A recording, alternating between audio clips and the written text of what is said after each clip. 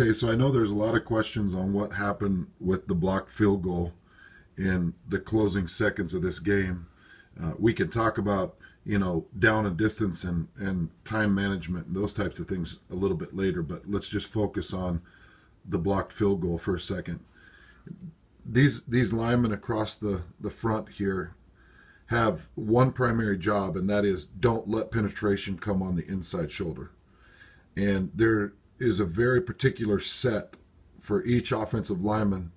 The guard has to take his inside foot and put it about 2 feet behind the snapper's foot. This tackle has to take his inside foot and he tries to slide that about a foot behind the guard's foot, and so on and so forth down the line. And everybody tries to slide together in an effort to collapse and close the middle so that you don't have any penetration. On the block side of the thing, so looking at the Broncos, what you're trying to do is take 3 defenders and force them through one gap. And you try to get the penetration on one gap in particular. And being on the left hash, you want to force them through the B gap, because you know that's the angle that the kick is coming, is through this gap. So all the weight is placed on these 2 guys, knowing that that block or that block field goal pressure is coming on your side. So he's got to step down hard, and you got to stay low, almost in the hips and lower legs of these defenders that are trying to push through. And we'll play this through a little bit here, and you'll see that there is indeed pressure that is given up here, and it's kind of frustrating. The right guard takes his proper step. You see, like I told you, he takes his step behind the snapper, but that pressure comes hard, and you got to give a lot of credit to Boise State. That pressure comes hard, and you can see his shoulder is already starting to turn. That is deadly on a 40-plus yard field goal, where you know the kick's got to be flat in an effort to get the distance to get through the uprights.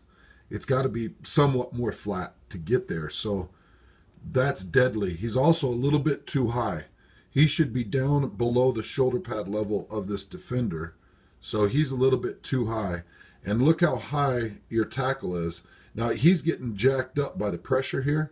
I mean, look at those 3. It's not easy to be that guy with 3 people putting their weight on you. But now he's got his shoulder completely turned, and you've got about 1.5 yards of penetration. And believe it or not, he's actually lifting because he's trying to block and keep this guy out. This guy is using his block in order to get the height that he needs to get his hand, well, it actually ends up being his arm, on that ball. And you've got some really good height here. That's really good coaching. And that's one thing you're going to get from Boise State is some high-level coaching. That's a really good block team effort. It wasn't terrible. It's not like this guy came through free and got 3 yards of penetration, but on a deep 40-plus yard kick, you can't even let this guy get a 1/2 yard of penetration. So it was definitely enough penetration, and on the block, I think the block more than it was on the kick. I don't think the kicker was as much to blame as what's going on up here, up front. There you go. And of course, that leads